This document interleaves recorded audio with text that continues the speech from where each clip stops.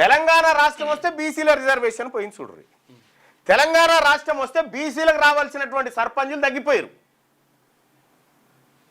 తెలుసు సర్పంచులకు తెలుసు ఈ విషయం. ఈ సర్పంచులకు తెలుసు. తెలంగాణ రాష్ట్రం రాకముందుకేమో 2930 8,000 గ్రామ పంచాయతీలు ఉన్నప్పుడు 33% రిజర్వేషన్ వచ్చింది.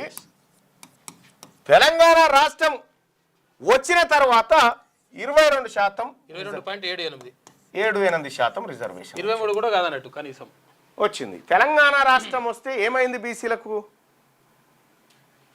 జరిగింది ఏంది? ఇక్కడ అంటే గతంలో కిరణ్ కుమార్ రెడ్డి ముఖ్యమంత్రి ఉండే, వాళ్ళు కొంపలు ముంచిరు మనదని లొలిపెట్టినవాడ. దానికి మనం చెప్పినటువంటి కథ ఏంది?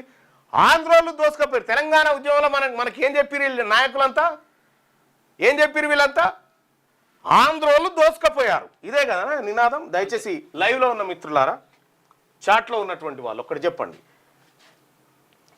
తెలంగాణ రాష్ట్రాన్ని ఆంధ్రోళ్ళు దోపిడీ చేసిరనే మాట చెప్పిరా లేదా తెలంగాణ ఉద్యమంలో?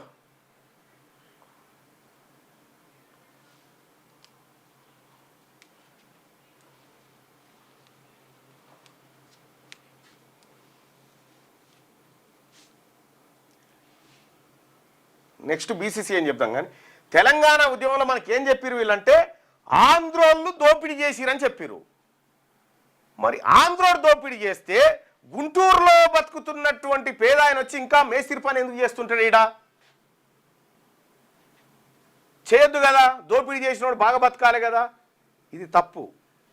తెలంగాణను దోపిడీ చేసింది ఆంధ్రోళ్ళు కాదు, ఈ పెట్టుబడిదారులు, ఈ అగ్రకులాలు దోపిడీ చేసిరు. మరి ఇలా ఉద్యమం చేస్తుంది కూడా అప్పుడు అగ్రకులం ఆయనే కదా. ఈ మాట చెప్పలే మనకి, ఎందుకంటే నువ్వు కూడా అగ్రకులమే అని అంటాం కదా. ఆ మాట చెప్పలే. తెలంగాణ రాష్ట్రం వచ్చిన తర్వాత కూడా వాళ్ళే ఈడు ఉన్నారు కదా, ఈ కాంట్రాక్టర్లు, ఈ ఇంజనీర్లు, ఈ కథ, ఈ కార్ఖానా అంతా వాళ్ళే కదా ఇప్పుడు మళ్ళా. మరి తెలంగాణ రాష్ట్రం ఎవరికి వచ్చింది అన్నట్టు? కేవలం అధికార మార్పిడి కోసం వచ్చింది తెలంగాణ రాష్ట్రం. రెడ్ల నుంచి వెలమల చేతికి అధికారం రావడం కోసం వాడిన పదం అది.